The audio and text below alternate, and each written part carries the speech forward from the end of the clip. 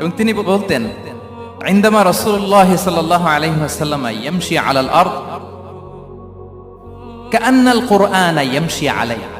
বিষ্ণু ইসলাম যখন রাস্তা দিয়ে হেঁটে যেতেন, as if a living Quran is walking on the street, মনে হতো একটা জীবন্ত কোরআন রাস্তা দিয়ে হেঁটে যাচ্ছে।